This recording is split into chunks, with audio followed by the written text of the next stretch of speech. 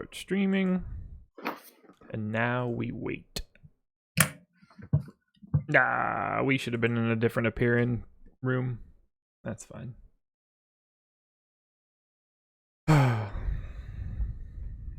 What's going on, everybody? I believe we are live. So, hi. Thursday, December 6th.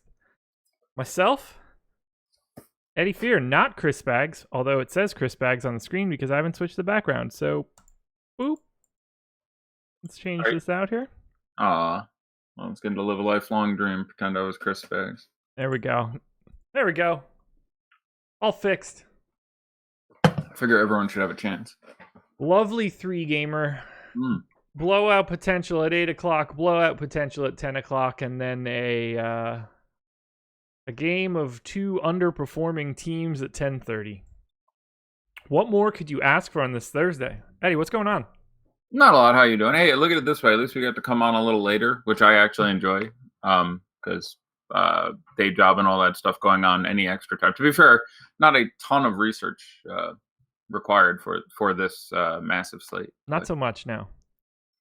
But hey, do you know how many games CJ McCollum missed last year? I'm gonna assume at most one. One is correct. Okay. It was opening day. Do you know who they played? I feel like you're gonna tell me it was the Phoenix Suns, because if you tell me that it was like the Milwaukee Bucks or something, it would be a really weird lead.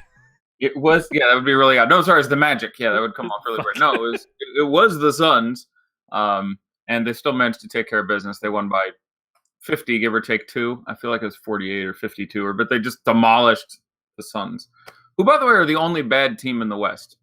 Was he suspended or hurt, or was that like the weird scorecard game? He was suspended. Very well done. In the final preseason game, left the bench? Took 2 steps off the bench in an altercation between, I want to say Nurkic and somebody. I don't remember. Yeah. But there was an altercation. He took like 3 steps off the bench, and they suspended him. And they're like, really? Yeah, I remember. I think it was during a game with the Suns, too. Like, I remember something weird where they were like playing the Suns the last game of the preseason and first game. I can't remember the whole shindig, but he basically literally walked 6 feet onto the court for a second and a half and got a game suspension. And everyone was like, maybe we should follow the spirit of the law a little more on that one. Like, he was 67 feet from the altercation. Took 2 steps, and a coach was like, whoa, when he turned around and sat down, and he lost a game check, which... Yeah, they need to be a little bit better about that one, but it's just remnants of the 90s, I guess. Yeah, it's still Ron Artest is like, fuck you, Ron Artest. Like, seriously, CJ McCollum, you can blame Meta World Peace for not having picked up that check. But, yeah. So, yeah, not surprisingly, against the Suns in his limited time in 50-point blowout, Lillard was good. I'm mentioning this all by way of a lot of people are like, this many, I mean, you can look at usage with McCollum on the court and off the court, although year to year that changes a lot, say this year versus last year, because of their roles, and there isn't very much this year, and there's a lot going on there. So that stat isn't good, but it's much better than games without each other, so that was the one game last year. Year before that, you know how many games CJ McCollum's had? I'm going to assume 0. 2. Yeah. The last 2 games of the year when they were resting everyone for the playoffs, Lillard didn't play either game. Sure. So now you're going the year before that to look at any vaguely relevant competitive basketball game in which Damian Lillard played and CJ McCollum did not. And that was a very different CJ at that point, too. Right. And this is the 2015-2016 basketball season. So, like, I think Roy Hibbert was still good then. Yeah, exactly. Hibbert Heezy. Yeah, he was, I don't know if he was pacing or charloting or where the hell he was that year. I don't know. We need to go a little bit further back for Hibbert, but I did not expect a Hibbert reference tonight.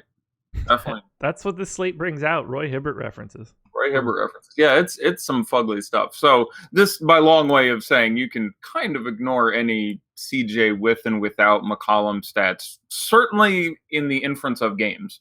Yeah. And kind of still in the inference of, in this year, because just the rotation is so different than it was, say, last year when you got the largest quantity, because again, this year they're playing next to each other a metric ton. So it's really just standard small sample size thing. But you're dealing with, if you looked at, games with Lillard without McCollum the last couple of years, you're literally talking about one game versus the Suns, which they won by 50. And so it's, really good sample. What do you want to do tonight? I don't really know the best way to dive into this. I was gonna play some Overwatch. There might not. That's probably a better use of the next 45 Want to minutes for stream everyone. that? We can throw. I'm kidding. Let's I had a fascinating conversation earlier today where someone was like, "Is this guy a good GPP play?" And that led to a really dorky sort of heuristic, philosophical / statistical conversation about what makes a good GPP play and how to define that in a single sentence. And we ended up with some completely ridiculous sentence that was something like, a good GPP play is someone who, if the slate would be played out in the current conditions, some infinite or asymptotic number of times, would in the long term net you more money than he would cost you by playing it, or something odd like that. But it just led to I don't know, to me, but I'm a giant dork, interesting conversation where we're discussing sort of the, what actually, because there's frequently good plays who are not good GPP plays, and this led into talking about last night, which was crazy, and Yes, it was. that was just absolutely crazy. It turned out, by the way, we were talking about, I started the show last night talking about the Hawks and the Wizards, and I was like, it feels weird to say this, but I really think at the end of the night we're gonna look at the top 11 guys we're talking about in this game, and 9 of them are going to be really good. One guy will still be okay, and like one guy will be bad, and that was basically it. Like, Keith was bad, Trae Young was bad, Yeah. and everyone else you could have played was good to outstanding and completely ridiculous. Like, literally, the other 11 of the top 13 plays you would have run from that game were very, very, very good. So, I felt good because I spent the first 10 minutes of that show going, I know this game will be heavily owned, still overweight the shit out of it. Yeah. Play basically any Hawk you want to play, and I ranked the Hawks. My number 1 was Bazemore, so that felt good. My number 2 is Deadman. But yeah, just a monster game. It ended up the super value you wanted to win was Satoransky and Bazemore. And I got a lot of pushback on that because I was saying I would definitely be way under the field on Satoransky if he's actually going to be 50 or 60% owned, and he was. And he got there, but it was a little fluky how he got there. Like, one of the things I said was I wanted to be way underweight, and the other thing was I said I wanted Austin Rivers more. And they have very similar career averages in like steals and blocks. They both average a little less than a steal and like 0.2 blocks a game. And Satoransky got 2 steals and a block, and Rivers got none of either one. Satoransky took the fewest shots of all the Wizards starters, which is what I worried was going to happen. I had him playing 35 minutes. He played 38. So that's just a mistake on my part. So I had him projected for the mid-20s and a number of other guys a little higher, but made 2 of his 3 3-pointers, shot 5 of 7 from the field. Again, he played this game out a lot. He's not going to shoot 70+% from the field a lot. So gave him a top performance and ended up being on the top of that 3K pile. He was under Bazemore, obviously, who was just the nuts, but I don't know why I'm bringing all this up now. Sorry, because I won't do anything but talk about tonight's. I was going to say, because talking about last night is more interesting than talking about. It really is. Talk about a Giannis buster, by the way. I want to go on record as before 7 o'clock, I said Bledsoe is going to be a good play. Bledsoe and Jamal Murray is my 2 medium-priced guys. Those worked out. I had him in a very high-entry lineup yesterday. Bledsoe was my dude. Yeah, but that was pre-Middleton, obviously. Yeah, exactly. So I was like, God, I hope some people listen to me and threw him in on FanDuel where he's going to be some 9% owned or something, and it's going to do some real. When they said Middleton's out. By the way, have they said what's going on with Chris Middleton? I have no idea. Because the game before last, he got benched. Yeah, he got yelled at. Right, he got benched and yelled at, and then last game just disappeared for personal. Mm-hmm. That's everything I know, but there's something funky going down in the city. I don't know what it is, but it's not good. Probably not. I mean, it's good if you own like Giannis or Eric Bledsoe. Like, the more time on the court that Chris Middleton turns into Tony Snell, the better for your shares of other Bucks players. Put it that way. Yeah, I mean, they are gearing up to like keep him. This is not the best time for the Bucks to lose Chris Middleton for nothing. I mean, we already lost. He's going to get a very, very, very big offer. He's good. He's going to get maxed. Or very close to it. It's a very likely scenario. Yeah, I think he gets maxed. So he, I like Middles quite a bit. But too many people need exactly him. yeah, 3 and D, baby. I mean, it's yeah, he's a bit of all right. Okay, let's talk about tonight. Come on. Okay. Do you want to Just close go? Do your you want to go eyes. positions or games? Let's go games. I'm Okay. always a fan of going games, but I always feel like this is one of those times you point out, like, decide what you're doing tonight. A, manage your exposure.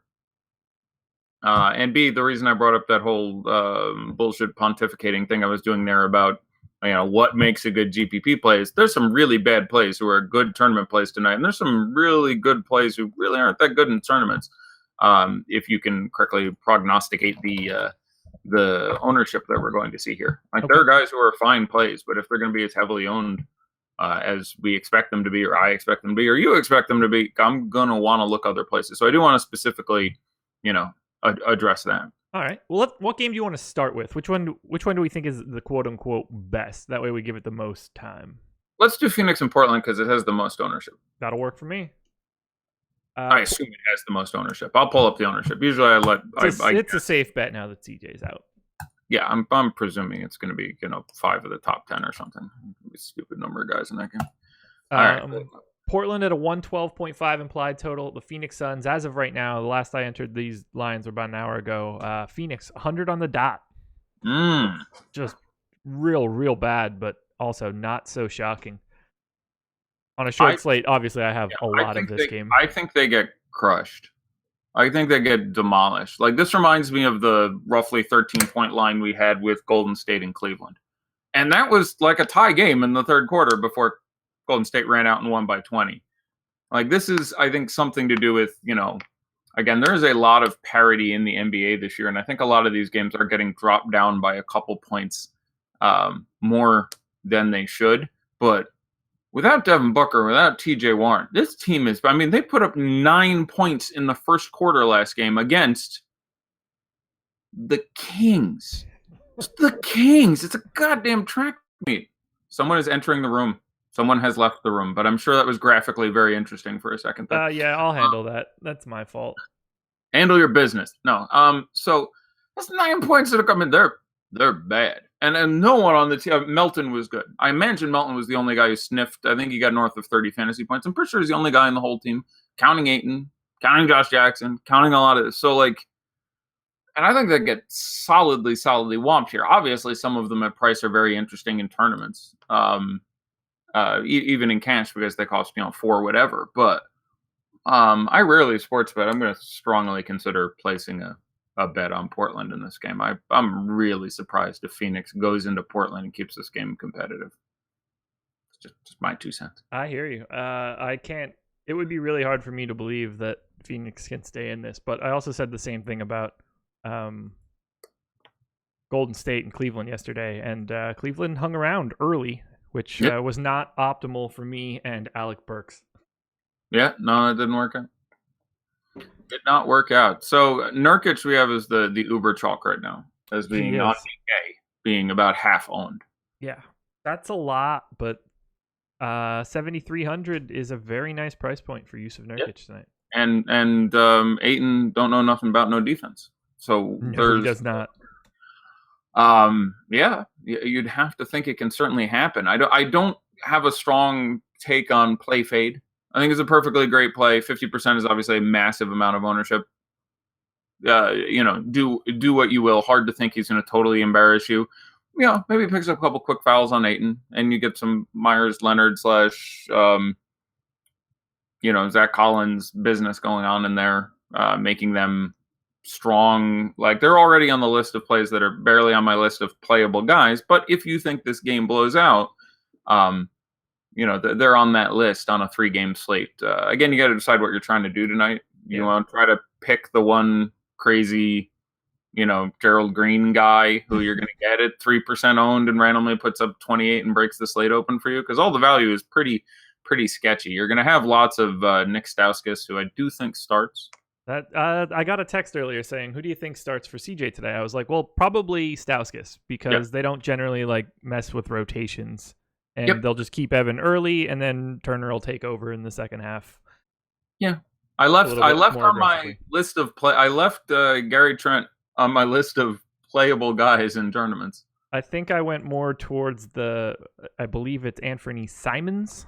That's the correct way to say it? Pronounced Simmons and spelled Simons, which is weird. Wait, I thought it was the opposite. I thought it was pronounced Simons and spelled Simmons. I honestly don't know the right answer. It's spelled Simons, which you would think using the standard words. Okay. I knew it was one and the other. Yeah, I believe it is pronounced Simmons. It is definitely spelled Simons. That I can tell you absolutely. Yeah. But yeah, I took an early look at Trent today. Yeah, those are. So there's that list where you have Trent, Simons, Seth Curry a little closer to, we'll definitely see time and a little more likely could actually get there, and then Stauskas being the chalk of that. Oh, I forgot WD-40 Wade Baldwin the fourth in there too. Yes, he is. Yeah, all those guys. So I do think the absence of someone else is coming in the room. Hey, guy in the room. Hey, what's up, Eddie? What's up, Andrew? My hey, bad. Josh. I sent you a DM with a link to the other room that I forgot to enter from the beginning so that this exact scenario wouldn't happen. Oh, sounds good. Well, have fun, fellas. Yep. I'll talk to you a little later. Andrew Barron, everybody. Go watch three fellas talking football. It's my fault. I forget that we use two rooms on Thursdays, every Thursday. Professional production services. Yeah, look, it's a lot of. I got to keep a lot of balls in the air, so to speak. Yeah, it's hard to keep all the balls in hand. So I would say then. So I'm more inclined to play Turner, to fade Turner than Nurkic, I think. Isn't there like a very... Now, the issue is I always like playing Evan Turner. I like playing Evan Turner all year. I probably... I'm certainly have talked about Evan Turner more than most scouts this year. I'm fairly confident in that. There was a long time he was just under-owned and was putting up basically 25 every night and cost somewhere between $4,000 and $4,500. And I was like, look, this dude's... He was a very, very playable cash guy for a while. He basically... again, they're paying him whatever $15-17 million a year, and they decided this year one of their big changes in the offseason was to really embrace the whole Morey let's take 3-pointers and layups thing, and they've done a really good job at it. And the issue is they're paying Evan Turner a buttload of money, and he can't shoot for shit. Nope. So they're like, all right, I guess we'll have him play point. So he just Ben Simmons is the second unit, but was really consistent in that role. Yeah. But he certainly isn't the highest upside guy in the world. You like the matchup with the Suns, but if it does blow out, which again I think is pretty likely on the scale of things that will blow out, it's way up there. He's not on the court in the blowout, and there's a chance his role doesn't change that significantly, as in they just take, say, Stauskas and run him out there in McCollum's role, and Evan Turner does exactly what he normally does. Now, the only issue for me is I still really would have liked $4,600, $4,200 Evan Turner. Yeah. So I have no issue playing him, but if I'm trying to get away from him and Nurkic, I can see Turner giving you 21, 22, and one of your pivots randomly hitting much more likely than Nurkic falling on his face. So I suppose if I'm forced to move away from one of those two super chalky guys, I'm a little more inclined to get away from Turner. I don't totally disagree. Oh God, the problem is and it's really the entire small. And I'm speaking from the FanDuel perspective, but it doesn't matter all that much on a 3-gamer. Oh yeah, everything around him is garbage. Yeah, it's Mikal Bridges and Jay Crowder and Mo Harkless and James Ennis and Royce O'Neal, and it's like, what am I really pivoting off to? Yeah, It's funny you mentioned that. I'm sitting here with a in progress being built FanDuel lineup, and I've got Gordon Hayward and Mario Hezonja standing there right now. It's that kind of night. It's literally that kind of night. Which I think have a lot of Gordon Hayward. No, I don't have a lot of Mario Hezonja. I do have some. I am staying with Turner, but I'm not confident with really anything here. Yeah, I mean, I'm confident with Turner. Turner is, again, this is not unlike Satoransky yesterday. It's actually a really similar situation. Yeah. He's objectively a very good play. I thought Satoransky was going to play 34 minutes against the Hawks in a team that runs a short rotation. They basically ran a 7-man rotation yesterday with 2 guys getting like 4 and 7 minutes or something. So it was even tighter than I thought. He was objectively a good play, but not always the most productive guy. And if he's going to play, if he's going to be 50% owned or 40% owned, that's so much. And on FanDuel, he's probably going to be like 62% owned. What's our projection on FanDuel?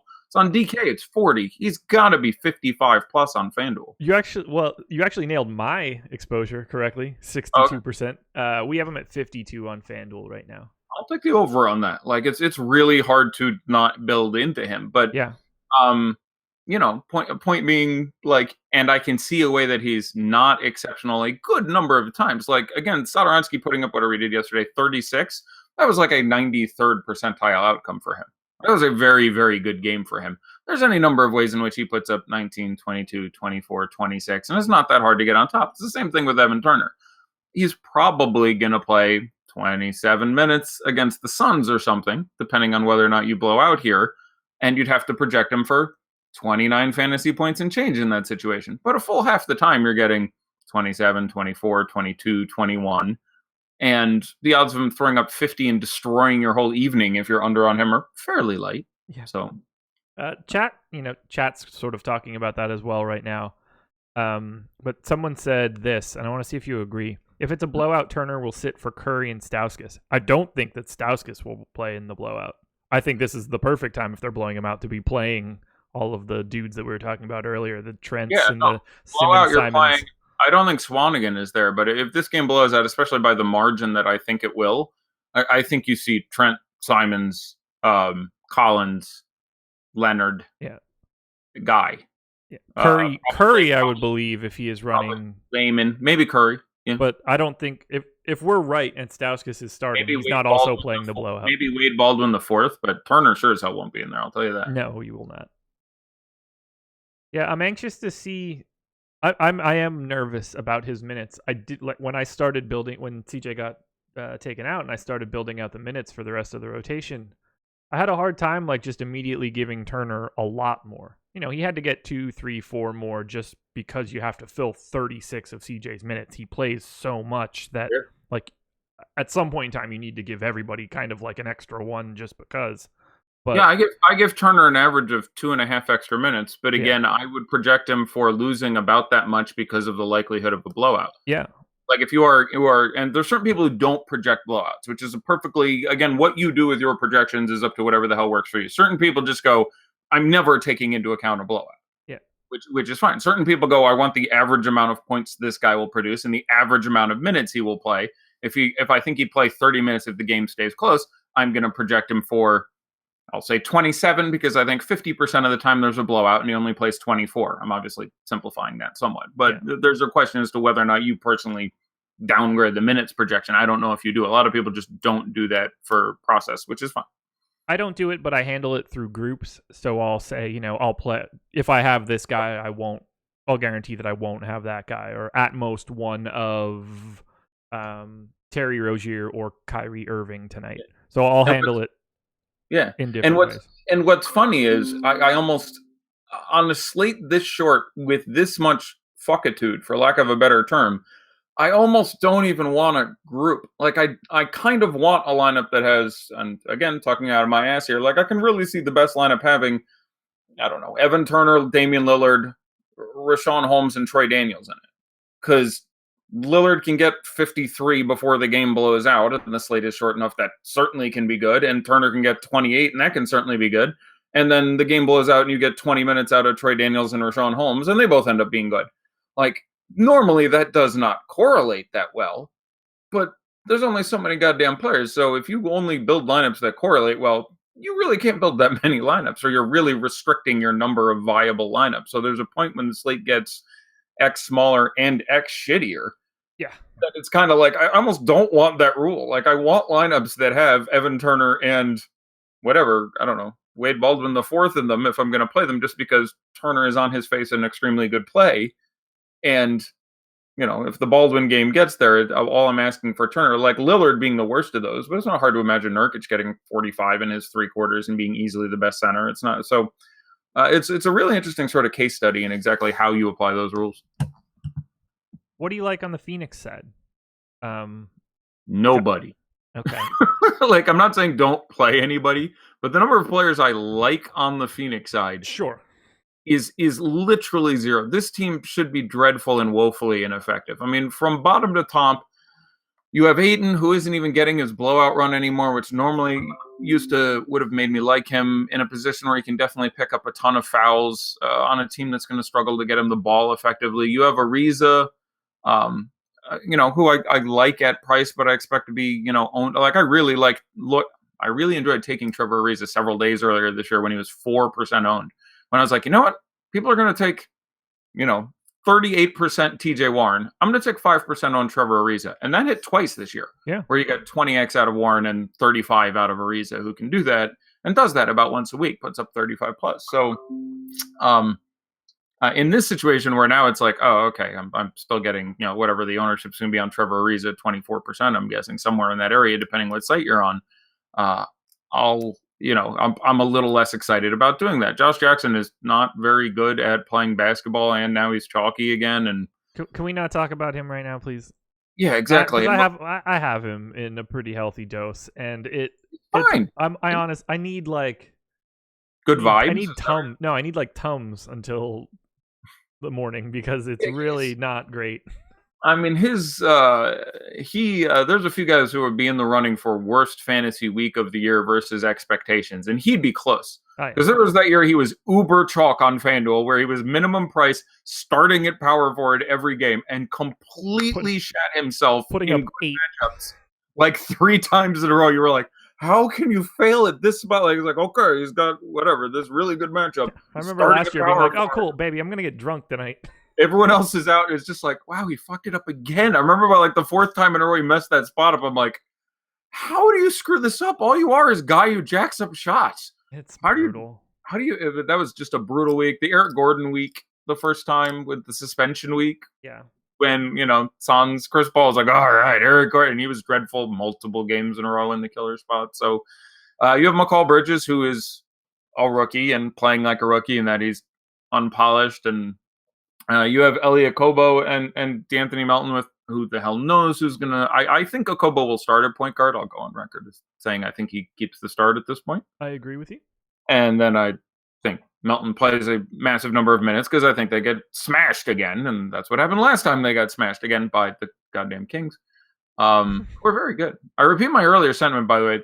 The Suns are the only bad team in the West. There's other teams where you're like, But like the East, the Cavs are terrible. Yeah, the Hawks are bad. Terrible. The Bulls are bad. The Hawks are awful. In the West, it's the Suns and 14 pretty good basketball teams. And you can see it in the standings where it's, 2 games from like 7th to 14th. I think you might be wrong. I think there might be another bad West team. I think the San Antonio Spurs are terrible. They're towards the bottom of the other region. Oh, they are dreadful right now. Yeah, there's not a lot going on. They're gonna win the lottery. It's gonna be Zion time for the next 15 years in San Antonio. Popovich's gonna coach till he's 80 if he gets Zion. Yeah, it'll be great.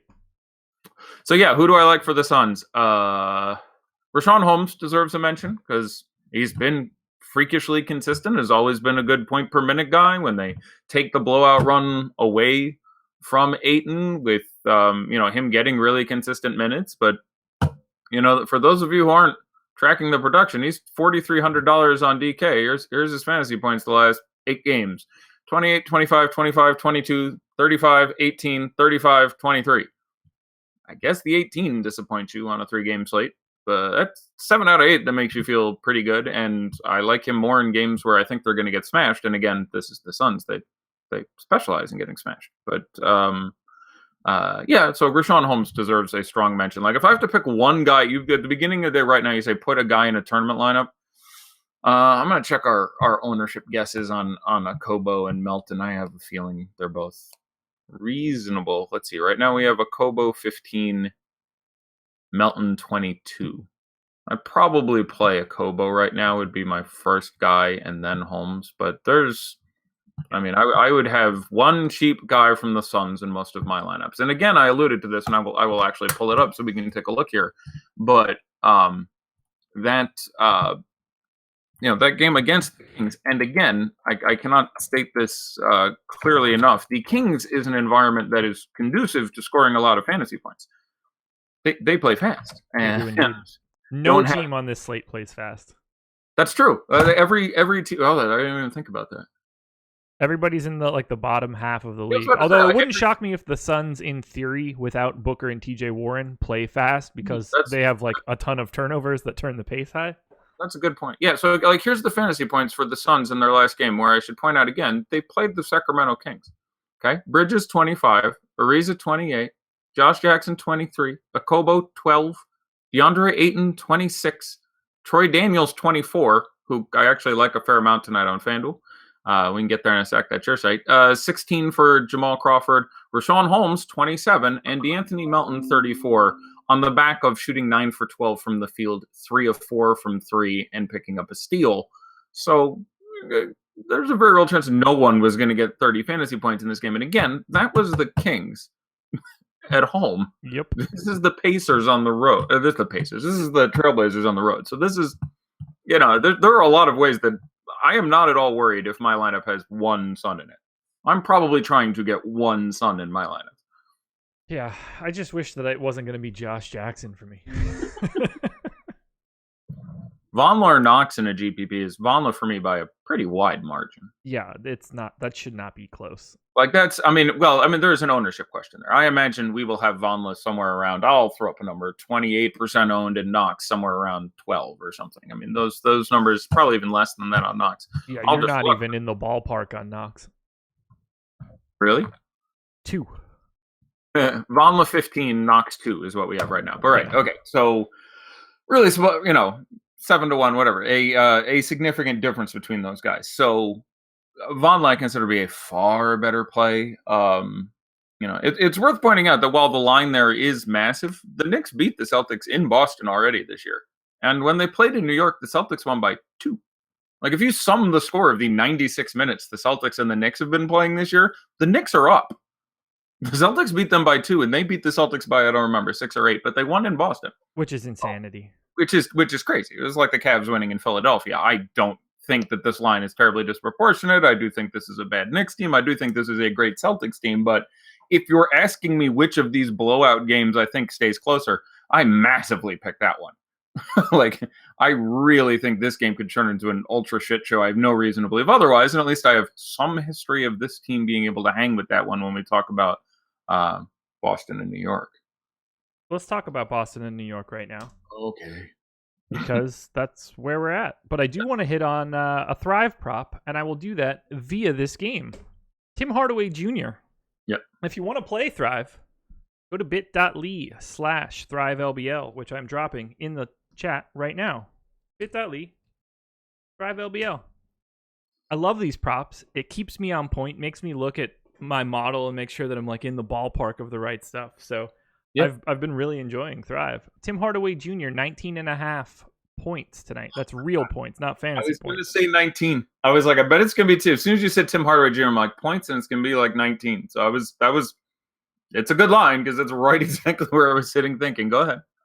I believe slight action to the under. You get 105 points if you take the under, only 95 if you take the over.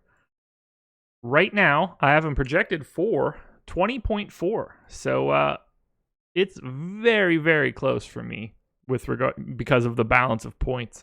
I will take the over because it's way more fun to cheer for Tim Hardaway to make shots than it is to watch him miss. Okay, that's interesting. We're actually throwing money down on it. I think that's an interesting theory. Yeah, I think it's a good line. I will take the over. I'm 99% sure he hit the over in both Boston games this year. I want to say 22 and 24. But this is a good segue to. I do think that's a good line, but I'll also take the over there. He was not.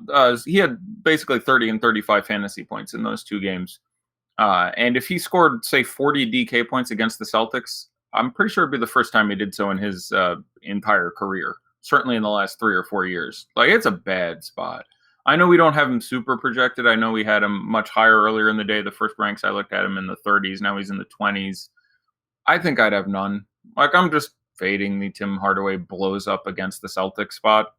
Sure, it could happen, but now, we've even got Smart in the starting lineup, and nah. Like, it's all just that'd be one. And I'm not saying you should have none as a if you were building the way you were building, I would say I want to be under the field, give me 15%.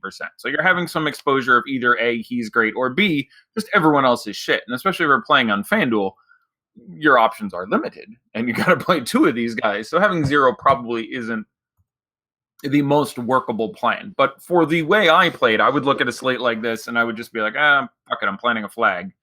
My flag would be, I don't think Tim Hardaway has the best game of his career against the Celtics tonight. So I'll stick a fork in it on this massively inconsistent Knicks team. And again, he isn't that cheap on FanDuel. Isn't he 7 something still? 74. All yours. I'll take the over on 19 points. I will take the under on. I don't know, I'd probably. I didn't actually project out this team fantasy points today, but I would have him like 33 or 34. Give me James Harden. Give me Troy Daniels. Give me anything in between. What do you think about Troy Daniels? Where are you on Troy Daniels? You didn't mention him. I don't have a single share. Really? I expect them to get gobsmacked. So I think he plays the whole fourth quarter. There's my hot Troy Daniels. Ooh, I hope he doesn't. We have him at 1% ownership. I should probably get one lineup with him. Do one for me. I'm going to be exciting. I always play vicariously through everyone else. So build a Troy Daniels lineup for me. It's going to cash. And you can buy me a California roll. Let's see. I'll swap him into one of the Stauskas spots. That's perfect. That's perfect. Talk to me about Emmanuel Mudiay tonight, because he seems to be the guy that I am most over the field on, and that does not jive with Alex's rankings tonight either. So I'm a little nervous that I am on an island. It's purely an ownership question for me. I'm going to guess without looking that we have him projected at, he's 5,700 both sites, right? So you're playing on FanDuel. Let's see. Point guard, I have value guy on Phoenix, Irving, Lillard. Sorry, I'm trying to guess his ownership, and I have to go through all the point guards. So give me a second here. You're good. Yeah. And just for the record, we have 15 minutes left, and Chad is getting really salty that we seem to be not taking a lot of interest in this 3-game behemoth. Okay, they're fair. Whatever. So I will say that we have Mudiay projected on FanDuel for 21% ownership. 18, so close enough. Okay, I was pretty close. Yeah, I have no issue with you coming in over that. Like I do not have a strong take on this. He is appropriately priced for the fact that the likelihood, if the game stays close, is that he plays 32 minutes or something. Right. And if that's the case, you don't hate the micro matchup at the point guard. He does have a ceiling where he can randomly bust out 40. Trey Burke is still out. Frank Ntilikina seems to have been permanently expurgated from the lineup, or is not getting any appreciable time. So I think you're fine. Do I think it could go wrong? Yeah. There's a lot of ways that could go really wrong for you. But again, if you're, if the field is 18 and you have 30, I wouldn't feel bad about that. It's not the world's largest investment. The larger statement you're making is anti-Lillard, anti-Irving by doing that. Like by playing 30%, by playing a lot of any point guard who isn't those two guys, you're sort of the stronger statement for me isn't for Mudiay, who I think is appropriately priced, and I would project for being somewhere in the mid to high 20s, and that feels just fine at his price. It's the fact that you're saying, okay, I don't think the massive scores on this slate come from Kyrie and Lillard, and just has to do with building and setting the rules you were talking about before. So let's talk about the last game and then answer some questions in the Slack, because I don't want the people to feel like they're getting ignored. Troy Daniels in. Well, sweet. We will talk about Troy Daniels later. But yeah, if that game plays out, he should play the whole fourth quarter. He played like 20 minutes last game, and there's a lot of dudes out there. Even a guy in foul trouble he could get time. 15, and 20 minutes the last 3 games. Let's go. DraftKings, I don't want to do it. FanDuel, I think is great. It's a shitty, cheap shooting guard. Going to be very low owned. And, FanDuel is the place to do that shit. So, you can't play Mario Hezonja on DK. You could absolutely play him on FanDuel. Yeah. Oh, absolutely. He had a decent game where he had one game where he played into the 20s minutes, right? Yeah, look at that. 3 games ago against the 76ers, 25 minutes, 37.5 fantasy points. Then the next game, he dunked all the fuck over Giannis, stepped over him. That was his only basket of that game. It really, yeah, he shouldn't have done that. He shouldn't have done that. You're just a boy. But it was hilarious to me that Giannis later said, yeah, I'm going to punch him in the nuts next time. I honestly thought Giannis might get fined. Obviously, it's hyperbolic. Yeah, really it wouldn't have shocked me at all.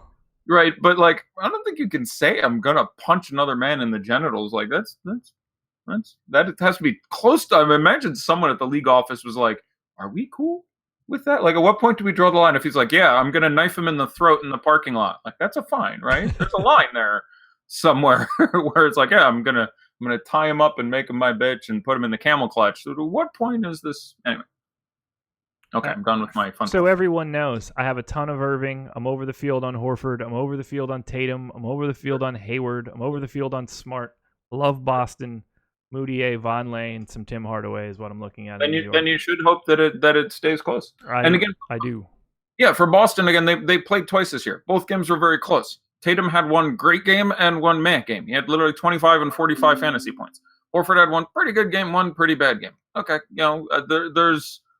I wish I could come out with the. I like Vonleh a lot at his price and at the ownership he is at. I do think he should have a secure role. He's getting more time at the 5. The coaches talk a lot about him to the media, where he's a very well-rounded player. They're admiring his passing skills. And at 5,000 on FanDuel, I really like Noah Vonleh. I would go over the field on that. And he was pretty good in both these games. One game he started and had, I don't even remember, 40-something. And the other game he came off the bench and had 25 and 27 minutes or something like that. So I like Vonleh legitimately. Just more than you can say of anybody on the Suns. I actually like Noah Vonleh at his price and ownership on the Knicks. So of the two teams slated to get their shit pushed in, Noah Vonleh is the only player on either team where I'm like, yeah, I'd like to play something like that. Works for me. Let's close it out. Let's head to Utah, where everybody wants to be at 10:30 at night. They take on the Houston Rockets. This is not a spot that I am super interested in Utah. I don't have any Gobert. I'm miles under the field on Donovan Mitchell. I have some Jay Crowder and Derek Favors, mostly due to the fact that small forward and power forward are sort of a wasteland of all of the same person. So I'm just kind of sticking with the field there. Utah is like my least represented team. Meanwhile, Houston, which makes me a little nervous here, but I can't get away from Harden. The raw points ceiling on a 3-game slate is just too difficult for me to avoid. I don't like the spot for him. I have him currently projected at 53. Yesterday it'd be almost out of play for me, and I'm just happy with 53 today. Yep. Okay, I'm good. It's like 53. I will make it up somewhere. It just becomes points per dollar becomes less and less relevant the smaller it gets. It's I got to find the dude who's going to score the most points. Think of like Showdown. How often do you win a Showdown slate without having the guy who scored the most points in the game? Yeah. Never. Never. You got to have him. It's just like Harden will probably score the most points on the slate. I'm having trouble getting away from it. If you don't play James Harden, you think he is outscored by Irving or Lillard or Nurkic or whomever or Donovan Mitchell or whatever. Like or very close. Like, yeah, there could be a world where Donovan Mitchell gets 49 and Lillard and Harden gets 51 and Harden isn't in the best lineup. That's possible, but if everyone plays out about to their projection, it's hard to imagine Harden not being in there. I honestly think he will be under-owned, that considered. Yeah, I just can't imagine not having a ton of him. It's not even necessarily about whether or not he bombs for me, but it's just there's no one else on this slate that has his sort of ceiling. I mean, I guess you could say Dame without CJ, but I don't really feel that in that Phoenix game. Yeah, I mean, he has it, but that game needs to somehow stay close. Like, right.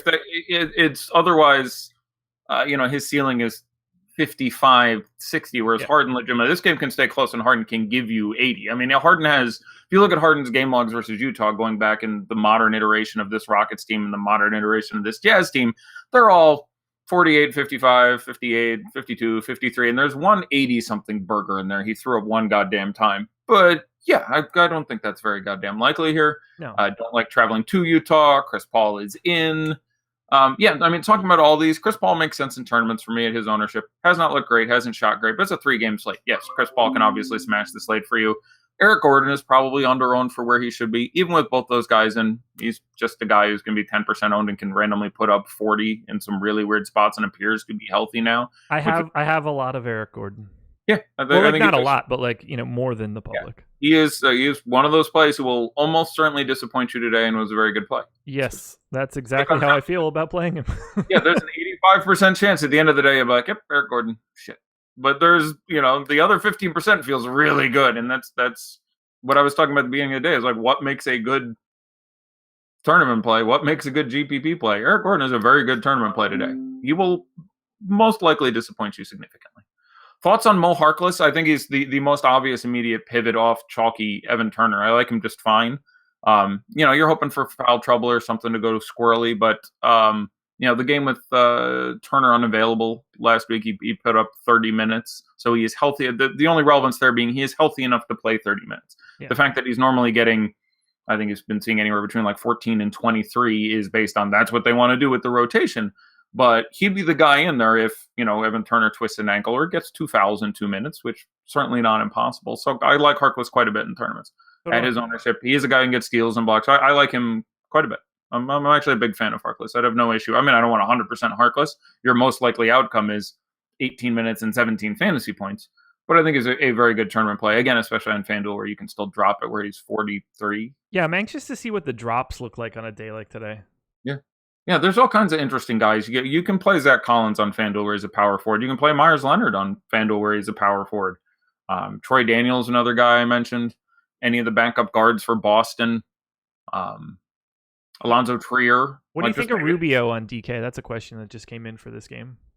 I'm fine with him. I think a ceiling does exist there. It's a tough spot. You have Chris Paul which obviously doesn't make you super happy. Everyone on this Jazz team is very meh for me. Yeah. So Crowder's price is up. Always a guy who can make a few threes, grab 10 rebounds, fall into a double-double. It's just fine tournament play. But again, your most likely outcome is not exceptional in this spot against, again, a Rockets team that is defensively okay now when you bring Chris Paul back and is playing at a really, really slow pace. Gobert, as you mentioned, just has not been a wonderful spot for him. One caveat for everything here. The Jazz prices are all better on DraftKings than FanDuel. Yes. No, quite a bit so. Yeah. So, if you want to play, Joe Ingles has been bad against the Rockets, so a lot of that is born of dealing with Mamute and Ariza and guys who aren't even the hell there anymore. But he hasn't been great a lot of this year. But certainly he can be the guy who breaks the set. A lot of these guys just come in as meh for me. I like Donovan Mitchell. Any guy who's willing to take 35 shots and never pass the ball, that's kind of exciting. He was the guy. These two teams did play in Houston earlier this year, and he had 50-something, the hell whatever, but Chris Paul was out for that game. Telephone. Do you want to hear something funny? Shoot. This is from chat. Stauskas can play in 4 different positions. Well, I would say he can be on the court in 4 different positions, but he can be on the court in 3 different. He cannot play the 4 really. He cannot. He can really play the 1, 2. It's not. He is not good at any of them. He is an NBA bench player. He's appropriately ranked. He's not one of those guys who shouldn't be starting who is starting. He's a bench player. He should be a bench player. That's fine. There has been Point Stauskas on 2 teams in the NBA before. If he could play 4 positions, he'd play a lot always. Yeah, he can really, but he can play 3 positions. He can play the 1, the 2, or the 3. That is not an unreasonable take. But the issue is they don't need him to play the 1 or the 3. They should really not need him to play the 4. They don't need him to play the 4 either. Which shout out Al-Farouq Aminu, who is the quintessential tournament guy. So feel free to throw him in anything you want. I don't have a strong take. I bring up stuff when I can. A lot of people are like, "Oh, get into the games." It's like.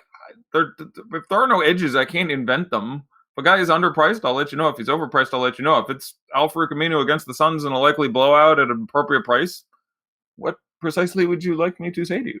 If it's there, I'll certainly tell you. But at the 3, they're gonna run some combination of Turner and Layman and Harkless. So no, they don't need Stauskas down there. And at the point, they're gonna run some combination of Lillard, Curry, Turner, whomever. You just. So, he'll get some time at the 2. You can play him and hope he gets 26 minutes at the 2, not 21 minutes. What do you think of Courtney Lee as a pivot instead of Stauskas? Oh, my God. How many minutes did he actually play? That was during my 15, I believe. Yeah, I was about to say. At that price, you can see Courtney Lee getting... it's FanDuel fine. DK, I can't see myself having to take Courtney Lee's score. There's a 97% chance that guy disappoints. But I think it's a fine tournament pivot on FanDuel. You want to play? Let me make sure I'm right. He played 16 minutes. Okay, good shot. Yeah, that's about what I thought it was. That was during my day of internet crashitude. So I recall that, hey, Courtney Lee returned. That's all I remember. Yeah. Eric Gordon and Mo Harkless, or Nick Stauskas and Evan Turner. The former in tournaments, the latter in cash, if I have to.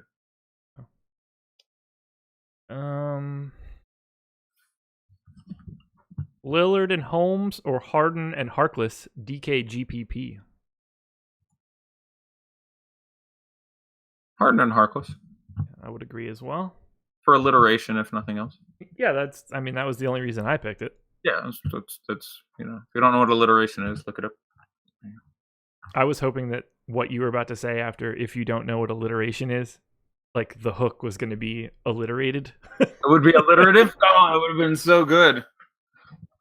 Oh, God. If you don't know what alliteration is, buy a book. That'd been really good. That would have been smarter. You're so clever, Josh. I so aim to be like you someday. I saw. Well, I figured you were going for it, honestly. No, I was. I mean, in fairness, I'm scanning for news rapidly at the moment because as much as I'm sitting here trying to look like I don't give a fuck, I'm looking for every edge possible. So I'm really hoping something comes in where, the Anthony Melton will start or some random bullshit would hit at 7:58. So in fairness, I was not devoting the full strength of my genetically advanced intellect towards following up the alliteration quip as well as possible. But oh boy, that's fantastic. We are about to be locked.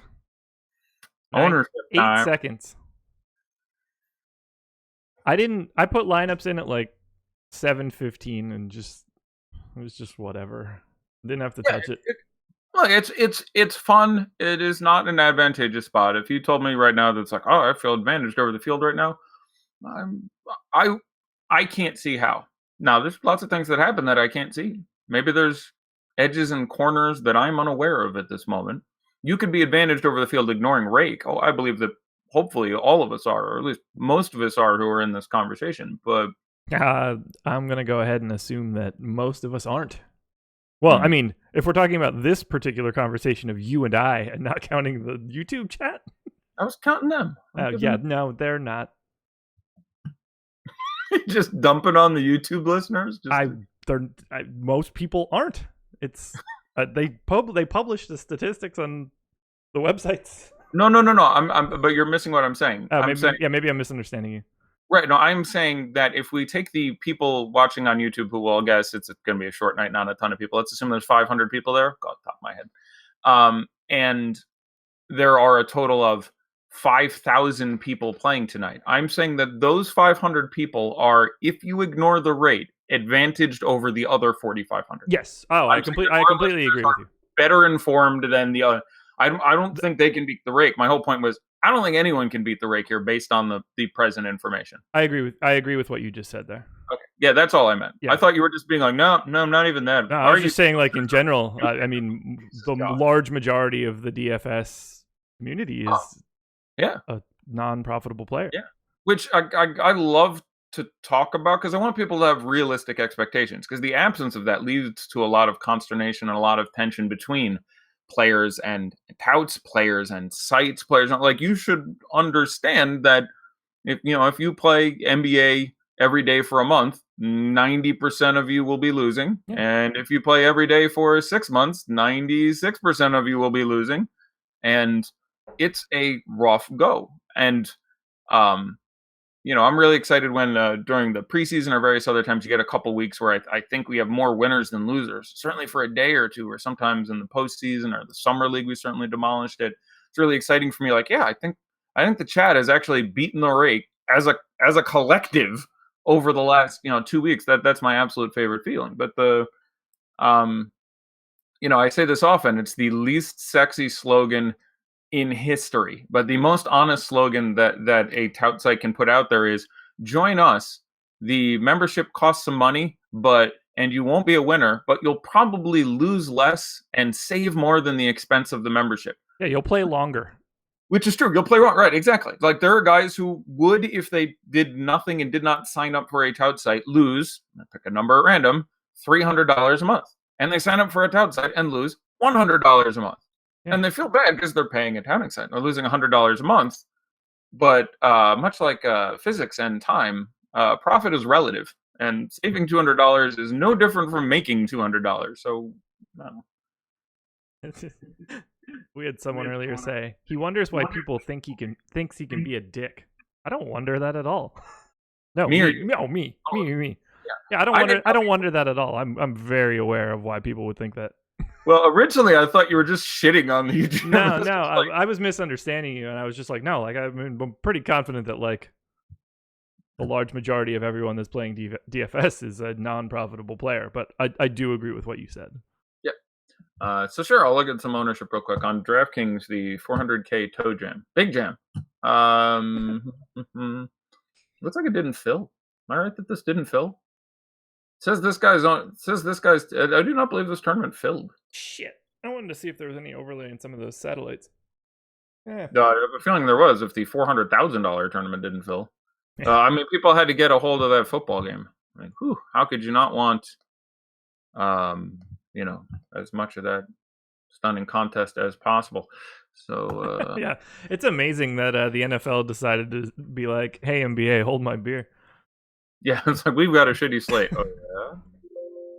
All right, give me. Let's do this. Everybody's favorite segment. All right, I'm trying, but it doesn't want to. Oh my God, tone. There you go, Jack Perry. I've been profitable for the past 5 months after coming to Osimo. It may not be much, but it's a great feeling to not lose money, like Eddie said. Yeah, and that's what we're looking for. It obviously depends how you play. Like I played 100% cash for 2 years, and then 95% cash for a little over 2 years to play. So like I needed to be profitable every month. That was the plan, and it was a lot easier to be so back then. Yeah, by far. So, but if you're a tournament player, even if you're a great one, you should expect to not be profitable pretty frequently. Like like a lot. Half your months, you're going to be like, depending what you're betting, it's going to be like I lost $4,000, I lost $6,000, I lost $2,000, I made 29, I lost $2,000. Like it's just you're going to get some all over the place goddamn results. I would say that that's the piece of information that people are most confused about when we get emails. We'll get an email like, "I joined your site and I haven't won in 3 days," and it's like, yeah, you're going to need a lot more days than that, man. You have also was like, I run the site and I haven't won in 3 days. What's your point? I'll win tomorrow. Like people have no idea how many days in a row like Alex could potentially lose. Oh, people have. I mean, for people who are putting down 5 digits, 6 digits a day, and again, in theory, the size that you're putting down doesn't matter. But regardless as to what you're betting, you can. If you are, what's a really interesting conversation for me is how frequently should a player. Let me rephrase this. I think the best players win less frequently than the second tier of players, because the best players are winning more when they do win. No, I get what you're saying. You understand what I'm saying? Like they're more set up to take out a more more top-heavy tournament.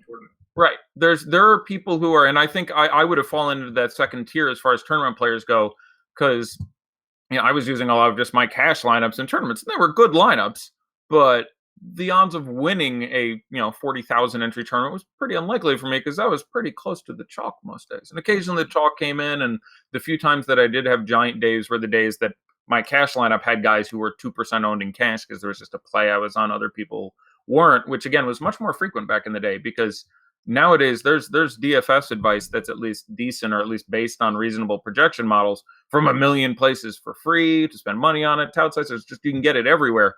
Back in the day, a lot of people were just like, that guy's good. I like guys who wear green on their uniform. I mean, people were playing people for some pretty dumbass reasons. Yeah. So it was a lot easier to have a really good play and not have people on it, even when it was good for obvious reasons. So yelling out some ownership on DK real quick, because for some reason I can't download the database. I'm just going to do it as I get to it. Kyrie, 32%. Tatum, 10%. Daddy likes 10% on Tatum. Yeah, that feels good. I like that number. Horford, 30%. Knox, 10%, by the way. Yeah, with the 2. I said 12. We have him at 2. He's 10.5. That's really crazy. He's been so bad. Yeah. It was just the slate is so short. It's hard to get 2. 2 is Anthony Simmons. Like 2 on a 3-game slate is a really small number. So Knox has been, by virtue of having had a good game out of the last 16. Like 2 games ago, he had 42.5 against Milwaukee. That's not very likely to happen again, but it happened. So. But Jaylen Brown is 4.5%. Kevin Knox is 10.5%. By the way, I don't think I said it earlier. I'm a little nervous that the Celtics are like significantly better with Jaylen Brown not in that starting lineup, and it really changes the scope of the game. Yeah, I think that's astute. I would have the same concern. I think this is their best starting lineup, by the way. Who is it? Irving, Tatum, Horford, Hayward. Smart. That's who I want starting for them. I want Jaylen Brown and no, Hayward's not starting. It's Morris. It is Morris. I presume. I don't even know. Like I don't remember. It's whatever really it normally is, but smart here. for Brown. Really coming across as the experts here. It's whatever it normally is, except for smart for Brown. It's smart. Irving, Smart, Tatum, Morris, Horford. Yeah, that's what I thought. Yeah, that's the lineup I want. I want to have Brown and Hayward coming off the bench. I think it's a better distribution of assets. Yeah, I totally agree. Gordon Hayward will be on the floor in the final 5 of this game if they're playing meaningful games that are close. Yeah. It doesn't matter who is starting. It gives them better balance to have usage distributed elsewhere. Yep. Boston is the type of team that would understand that. Yeah. And you see what they do with minutes. Usage should function roughly the same way for you. So let's see some FanDuel ownerships while I'm here. Kyrie, 49. I have more than that. Vonla, 36. I have more than that. Or Vonleh. Sorry. Vonleh, 20 on DK, by the way. That feels pretty good. Hazonia, by the way. 14. Which site? FanDuel. I have less than that. I'm just clicking through, but Dotson 11. That's weird. I mean, his price is 5,800. I don't have any. Moutier 22. So there you go. I've got double that. There you go. Mitchell Robinson 3 at center. Okay. Alonzo Trier 5. Jason Tatum 27. That'd feel pretty good for me. I know he's expensive. He's 71 or whatever on FanDuel, but yeah, I've got more than that. Yep, I think that's absolutely fine. Just clicking on power forward, man. Tatum, Aminu, Morris, Jackson, Knox, Favors, Rashawn Holmes, Vonleh. Oh my god. Yeah. Here's a guy I would have really liked now seeing this number if I was playing on FanDuel. Enes Kanter is 13. I'd have been pretty excited about Enes Kanter at 13. I'd want a lot. I don't have any. Flat 0. No, that won't probably be very good or very bad. The odds on him putting up like 33 and being like, that was okay. This is not a situation or a guy who are prone to throwing out average matchups. But I'm a little nervous that he's that owned now. Really? 13 you think is... I would have thought he was more. I would have guessed he was like 18 to 20. So, I mean, I don't love him, but the upside is there. He was very good in one of those games this year. I don't know, but he put, again, they played the Celtics twice. Both games were close. Kanter had like one game where they screwed with his minutes and one game in which they didn't. And the first one he had 20, 25, and the second one he had 40, 45. So that's outcomes that could happen here. But I would want some at 13. I would be happy with my shares of Enes at that number. Gordon Hayward, 31. That is a number about where we expected, I think. Mm-hmm. Tim Hardaway, 19. So less than we thought. Like 19 is the point at which I'm like, all right, I'll take the, Horford, 15. That's about it. I don't think we're missing any really notable players from this stellar contest. You sound depressed. I had a member. I just hear sighing. I had a member DM me about some issues with like their DK upload today and repeating their lineup, so kind of just felt bad. No, today's a very good day for me. Good. I saw someone speaking in the chat. I imagine I know to whom you are referring. Yeah. Where they had an issue with their upload.